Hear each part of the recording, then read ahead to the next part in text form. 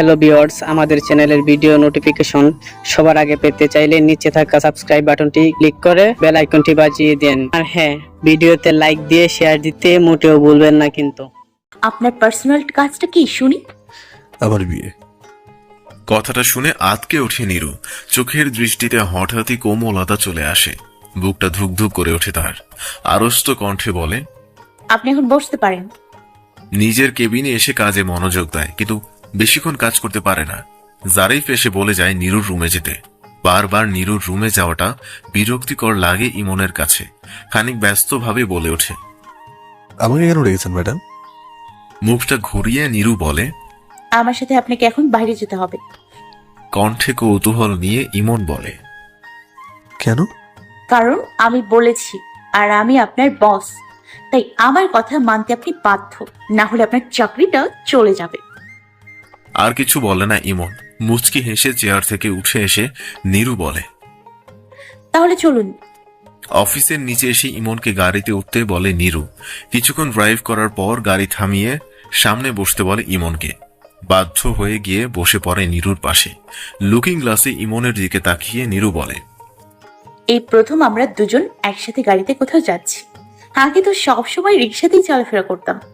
দৃষ্টি শুরু করে তাকায় ইমন। নীরু কি তাকে টাকার খোঁটা দিচ্ছে? সে কি বোঝাতে চাইছে? এখন সে আগের চেয়ে অনেক সুখী। কি হলো, চুপ করে আছেন যে? কোথায় যাচ্ছি আমরা? যেখানে মন চাইবে সেখানে। আমাকে অফিসে ফিরতে হবে, জরুরি কিছু কাজ বাকি আছে। সেগুলো পরে করবে, এখন আমরা একসাথে অনেক জায়গায় ঘুরবো। দেখুন, আপনার সাথে ঘোরার সময় আমার নেই। আপনি গাড়ি থামান, আমি বাসায় যাব। ব্রেক চেপে গাড়ি থামায় নীরু। গাড়ি থেকে নামার জন্য দরজা খুলতেই পাশ থেকে নীরু তার কলার চেপে ধরে। সিটের সাথে ঠেকিয়ে মুখটা তার মুখের কাছে নিয়ে যায়।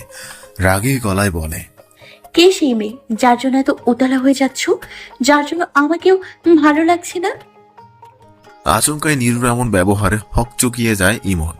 সরু চোখে তাকিয়ে অবাক হয়ে বলে, আপনি আমার কলা ধরলেন কেন? ধরেছি, বেশ করেছি। বলো, কে সেই মেয়ে? মুখটা বাঁকা করে হেসে ওঠে ইমন। কণ্ঠে অবজ্ঞা নিয়ে বলে, তোমাকে বলার কোনো প্রয়োজন দেখছি না। মুখটা আরো কাছে নিয়ে এসে নীরু বলে, মেয়েটা কি অরিন, যার সাথে আমাদের বিয়ের আগে থেকেই তোমার সম্পর্ক চলছিল? ধাক্কা দিয়ে নীরুকে সরিয়ে রুষ্ট গলায় ইমন বলে, সত্যি আজ বুঝতে পারলাম তুমি কখনো আমাকে মন থেকে ভালোবাসোনি। অন্তত তাহলে অরিনকে নিয়ে এইসব কথা বলতে না। তোমার মতো ছেলেদের এই নির্ভুলতা চৌধুরী খুব ভালো করেই চেনে।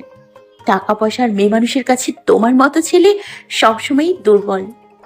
চেহারা যথাসম্ভব কঠিন করে ইমন বলে, আমার একটা বিষয় ভেবে খুব অবাক লাগছে যে এতগুলো বছর পরও তোমার দৃষ্টিভঙ্গি সে আগের মতোই আছে, একটুও পরিবর্তন হওনি। তবে তুমি এটা প্রমাণ করে দিলে যে আসলে তুমি আমাকে কখনো ভালোই বাসোনি। আমাদের সম্পর্কটা ছিল একটা নির্দিষ্ট সময়ের মোহ, আর আমি ছিলাম তোমার চোখে শুধুমাত্র একটা ভালো লাগা। তুমি বললে টাকা পয়সা আমার দুর্বলতা। আসলে আমার না, টাকা পয়সা তোমার দুর্বলতা। তার কারণটা তুমি খুব ভালো করে জানো। আফসোস, আমার দুর্বলতা ছিল তুমি, আর এটাই ছিল আমার জীবনের সব থেকে বড় একটা ভুল। আমি নতুন করে আর সেই ভুলে জড়াতে চাই না। সো প্লিজ আমাকে আমার মতো করে থাকতে দাও। গাড়ি থেকে নেমে আসে ইমন। একটা রিক্সা করে বাসায় চলে আসে। রুমের দরজা বন্ধ করে ধপাস করে বিছানায় বসে পড়ে। চোখের কোণে খানিকটা জল এসে জমা হয়েছে। নীরুর কথাগুলো তীরের মতো বিঁধেছে তার বুকে। ভাবতেও পারেনি এতগুলো বছর পরও নীরু তাকে সন্দেহ করবে, অবান্তর বিষয় নিয়ে খোঁটা দিবে তাকে। বাথরুমে গিয়ে ফ্রেশ হয়ে নেয় ইমন। লাঞ্চ করে ড্রয়িং রুমের সোফায় বসতে রাবেয়া এসে বলে, বিকেলে একটু সাজিদদের বাসায় যেতে পারবি? কেন? বিয়ের অনুষ্ঠানের ব্যাপারে কথা বলবে। বাবাকে বলো কথা বলতে। তোর বাবা অফিসের একটা কাজে আটকা পড়েছে, বাসায় আসতে একটু দেরি হবে। ঠিক আছে, আমি যাবো বিকেলে। সোফা থেকে উঠে নিজের রুমে চলে আসে। বিকেলে রেডি হয়ে সাজিদদের বাসার উদ্দেশ্যে রওনা হয়। গাড়িটা পার্ক করে বাসার কলিং বেলে চেপে অপেক্ষা করতে থাকে। একটা অচেনা মেয়ে, সম্ভবত বাসার কাজের মেয়ে, এসে দরজাটা খুলে দেয়। ইমনকে বসতে বলে উপরের ঘরে চলে যায় মেয়েটা। আপনিই বর্ষের ভাই? আচমকা মেয়েলি কণ্ঠে কথাটা শুনে মাথা তুলে সামনে তাকায় ইমন, কিন্তু তার সামনে দাঁড়ানো মেয়েটাকে দেখে চমকে উঠে দাঁড়িয়ে যায়। চোখ দুটো কপালে তুলে বলে, নীরু? তুমি এখানে? হ্যাঁ আমি। এটা আমাদের আরেকটা বাসা। তাহলে সাজিদ তোমার কি হয়? আমার ছোট ভাই সাজিদ। অবাক হয়ে ইমন বলে, কিন্তু তোমার ভাইয়ের নাম তো সাজু। ওর আসল নাম সাজিদ, কিন্তু আমরা সাজু বলে ডাকি। সোফা থেকে উঠে পড়ে ইমন। আর কোনো কথা না বলেই বেরিয়ে আসে বাসা থেকে। সাজুর সাথে তার ছোট বোনের বিয়ে ঠিক হয়েছে, এইটা সে কোনোদিনও মানতে পারবে না। ওর মতো একটা ছেলের বর্ষার হাজবেন্ড হওয়ার কোনো যোগ্যতাই নেই। গাড়ি থেকে নেমে বাসার ভিতরে যেতে ড্রয়িং রুম থেকে রাবেয়া বলে, এত তাড়াতাড়ি চলে আসলি, কোনো সমস্যা হয়েছে? মায়ের দিকে তাকিয়ে কড়া গলায় ইমন বলে, বাবা কোথায়? তোর বাবা তো রুমে আছে, একটু আগে অফিস থেকে ফিরেছে। সোজা চলে যায় তার বাবার রুমে। রাবেয়া অবাক হয়ে পেছন পেছন চলে আসে। ভেতরে যেতেই রকিবউদ্দিন মাথাটা তুলে বলে, কিছু বলবি? তুমি যার সাথে বর্ষার বিয়ে ঠিক করেছো সেই সাজিদের আসল পরিচয় কি তুমি জানো সেটা? জানি আমি। কি?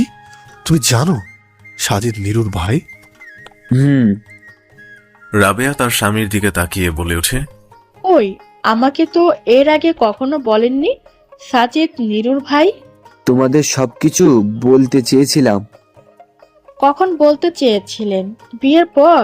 আপনার কি মনে হয় যে আমার ছেলেকে মেরেছে, যার জন্য আমার ছেলেকে এতটা কষ্ট সহ্য করতে হয়েছে, সে ছেলেটার সাথে আমি বর্ষার বিয়ে দিব? কখনোই না। দেখো রাবেয়া, যে বিষয়ে জানো না সেটা নিয়ে কথা বলবে না।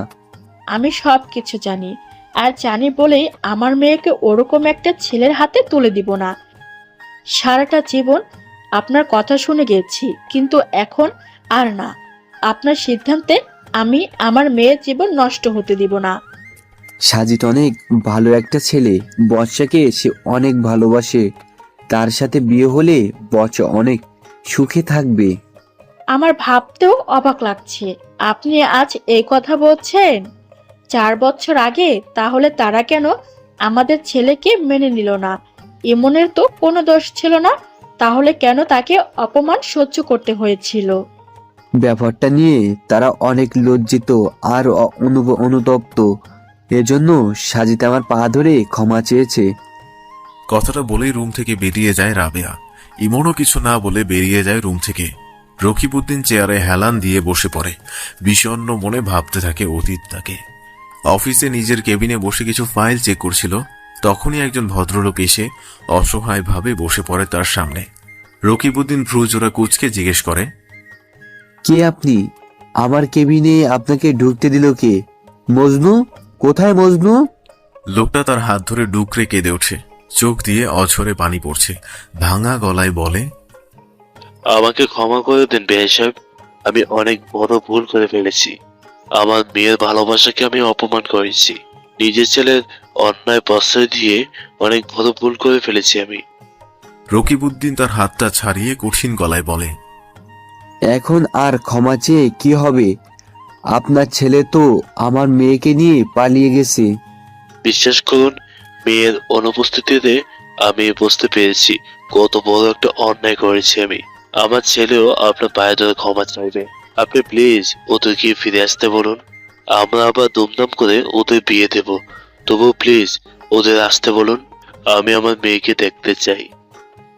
দেখুন মিস চৌধুরী, শুধু আপনার মেয়েই পালিয়ে যায়নি, সাথে আমার ছেলেও আছে। তাই আপনার মেয়েকে হারিয়ে যতটুকু কষ্ট পাচ্ছেন, তেমনি আমিও আমার ছেলেকে হারিয়ে কষ্টে আছি। আর আপনার কি মনে হয় ওরা কোথায় আছে আমাকে জানিয়েছে? আপনি সত্যি জানেন না নীরু আর ইমন এখন কোথায় আছে? জানালে আমি ওদেরকে ফিরিয়ে আনতাম। চোখটা মুছে অফিস থেকে বেরিয়ে যায় রাহাত। এরপর থেকে মাঝে মাঝেই হুটহাট করে রাহাত তার অফিসে চলে আসে। মেয়ের কথা ভেবে কান্না করে। সাজুও এসে তার পা ধরে ক্ষমা চায়, কিন্তু কিছু করার থাকে না তার। সে নিজেও জানে না তার ছেলে এখন কোথায় আছে। এভাবেই 5টা মাস চলে যায়। তারপর হঠাৎ একদিন রাহাত তার অফিসে এসে বলে, নীরু নাকি ফোন করেছিল। মুখে হাসি নিয়ে রকিবউদ্দিন বলে, কোথায় আছে ওরা এখন? সেটা জানার আগেই নীরু ফোনটা কেটে দিল। রিসিভ করার পর শুধু কান্না করেছিল। মুখ ফুটে একবার শুধু বলেছে সে ভালো নেই, অনেক কষ্টে আছে আমার মেয়েটা। সেদিন রাহাতের কথায় কিছু বলতে পারে না রকিবউদ্দিন। মনে কৌতূহল নিয়ে ভাবে সত্যি কি তা অনেক কষ্টে আছে। কিছুদিন পর হুট করে লাগেজ হাতে নিজের আব্বু আম্মুর কাছে ফিরে আসে নীরু। রাহাত অনেক কথা জিজ্ঞেস করার পর নীরু শুধু একটা কথাই বলেছে, সে ইমনের সাথে আর থাকবে না। নীরু আর ইমনের বাসার সবাই তাকে বুঝিয়েছে, কিন্তু কারো কথাই কানে তুলেনি নীরু। সে সিদ্ধান্ত নিয়ে ফেলেছে আলাদা হওয়ার। 2 দিন পর হঠাৎ ইমন গিয়ে উপস্থিত হয় নীরুর বাসায়, কিন্তু নীরু তার সাথে কোনো কথা বলেনি। বিষণ্ণ মনে বাসা থেকে বেরিয়ে আসতেই কিছু ছেলে পেলে ইমনকে মারধর করে। এগুলো ছিল সাজুর কাছের বন্ধু, যাদের ইমন আর তার বন্ধুরা মিলে মেরেছিল, কিন্তু সাজু এই বিষয়টা জানতো না। সাজুর অজান্তেই তার বন্ধুরা ইমনকে সেদিন মারধর করে। কিছুদিন পর ডিভোর্স হয়ে যায় ইমনের, কিন্তু রকিবউদ্দিনের সাথে নীরুর পরিবারের যোগাযোগ ঠিকই থাকে।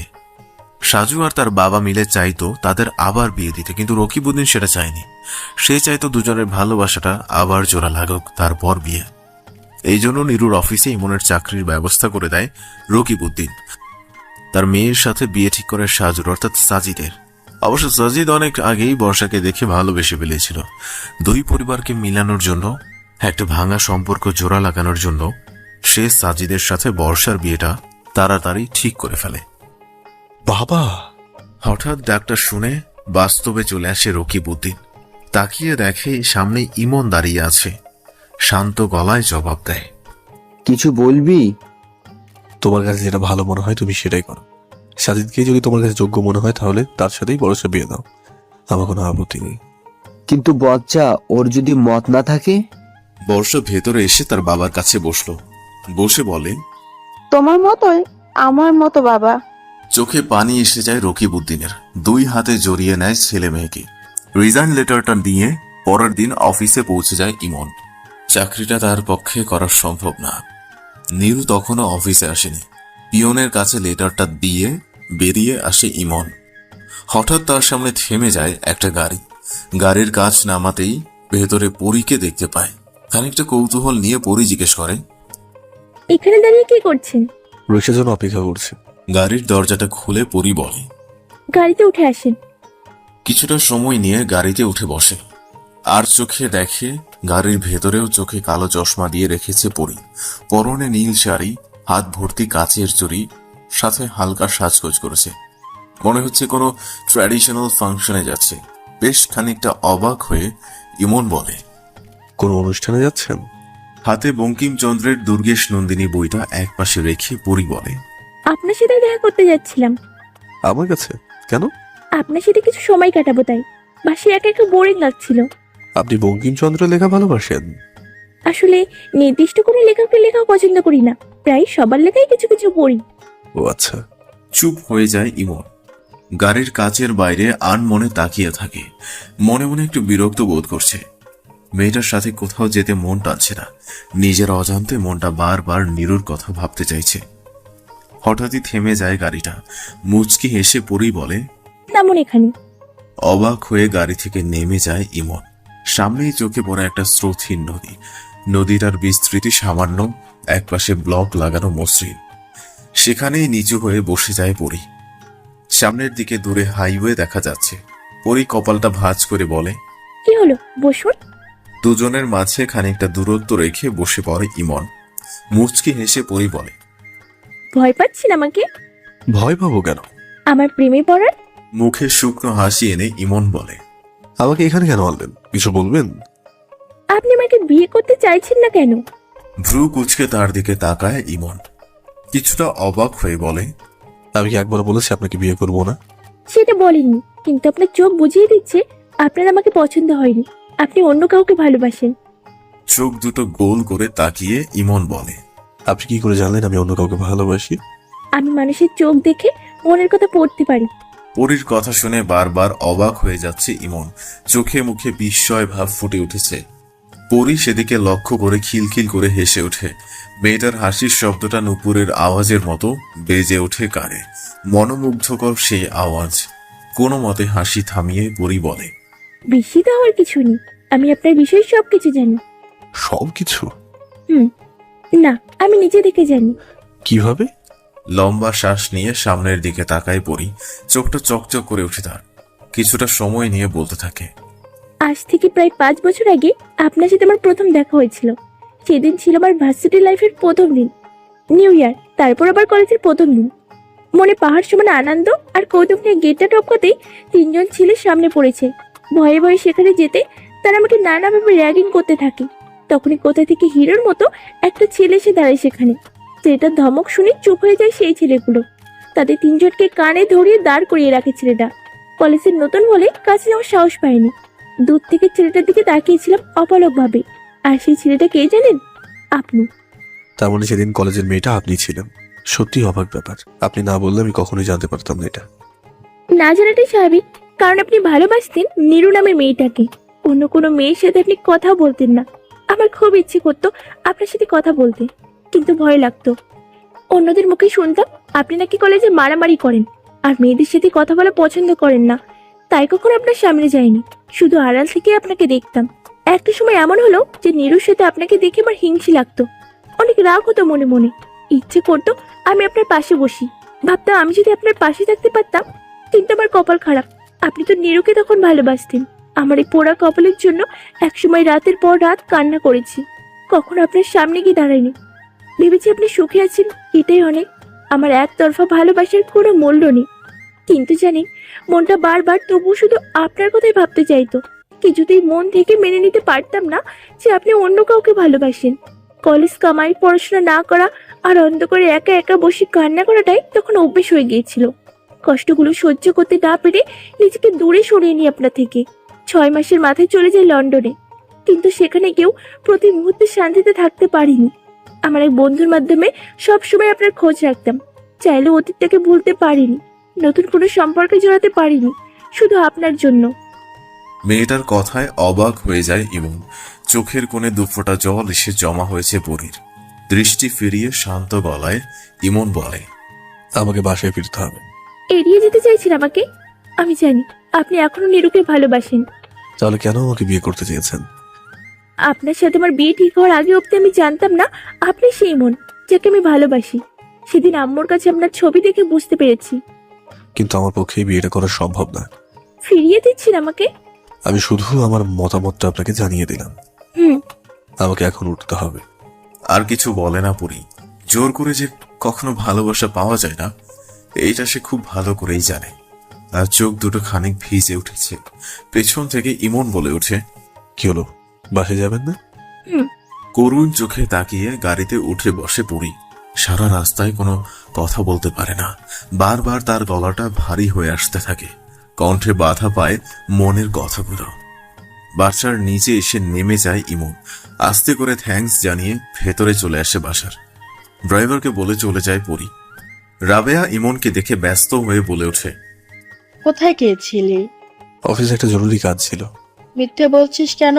তুই তো সকালে চাকরিটা ছেড়ে দিয়ে এসেছিস। চমকে উঠে ইমন বলে, তুমি কি করে জানলে? সিঁড়ি দিয়ে নামতে নামতে রকিবউদ্দিন জবাব দেয়, শুধু তোর মাই না, আমরা সবাই জানি নীরু আমাদের সবকিছু বলেছে। নীরু বলেছে তোমাদের? হ্যাঁ, কিছুক্ষণ আগে নীরু এসেছিল, বলল তুই নাকি রিজাইন লেটার দিয়েছিস, কিন্তু এই মুহূর্তে তুই চাকরি ছাড়লে তার অনেক বড় লস হয়ে যাবে। লস হবে কেন? সেখানে অন্য কাউকে জয়েন দিয়ে দিলেই হবে। অন্য কেউ নয়, তুই চাকরিটা করবি, এটা আমার আদেশ। সরি বাবা, নীরুর কোম্পানিতে কাজ করা আমার পক্ষে সম্ভব না। তার মানে তুই তোর বাবার কথা শুনবি না? বিষয়টা তুমি বোঝার চেষ্টা করো। তোর আমাকে কিছু বোঝাতে হবে না। আমার শেষ কথা, তুই কাল আবার নীরুর অফিসে জয়েন করবি, ব্যাস। কথাটা বলে নিজের রুমে চলে যায় রকিবউদ্দিন। ইমন তার মায়ের দিকে তাকাতে রাবেয়া হাত ধরে টেনে সোফায় বসিয়ে দিল। নীরুর অফিসে কাজ করতে সমস্যা কোথায় তোর? তুমিও এই কথা বলছো? বলছি কারণ নীরুর সাথে এখন তোর কোনো সম্পর্ক নেই। সে শুধু এখন তোর বস। আর তোর বিয়ে পরীর সাথেই হবে। তুই শুধু বল, পরীকে তোর কেমন লাগে? উফ মা, সরো তো। এখন বিয়ের কথা বলার সময় হলো তোমার? তাহলে কখন বলবো? সময় হলে আমি তোমাকে বলবো। সোফা থেকে উঠে চলে যায় ইমন। চিন্তিত মনে রাবেয়া ভাবতে থাকে, ইমন কি তার থেকে কিছু লুকাতে চাচ্ছে? হঠাৎ নীরুর অফিস থেকে রিজাইন কেন দিল? ইমন কি তাহলে ধীরে ধীরে আবার নীরুর প্রতি দুর্বল হয়ে যাচ্ছে? না না না না, এইটা সে কখনো হতে দিবে না। ইমনকে আর সে কখনো কষ্ট পেতে দিবে না। তার আগেই পরীর সাথে ইমনের বিয়েটা দিতে হবে। পরদিন শেষমেশ বাবার সিদ্ধান্তটা মেনে নিয়ে আবার অফিস যাচ্ছে ইমন। পৌঁছাতে তার সিনিয়র কলিগ সিরাজ সামনে দাঁড়িয়ে বলে, ভাই আপনি নাকি চাকরিটা ছেড়ে দিয়েছিলেন? তেমন কিছু না, আসলে একটা পার্সোনাল সমস্যা ছিল তাই। মাথার উপর থেকে টেনশন নেমে গেল ভাই। আপনি চাকরি ছেড়ে দিয়েছেন শুনে তো বিশ্বাসই হচ্ছিল না। তা এখন কোনো সমস্যা নেই তো? না নেই। যাক আলহামদুলিল্লাহ। এখন তাহলে চাকরিটা করছেন আপনি? আচ্ছা ভাই, তাহলে একটা কথা বলি।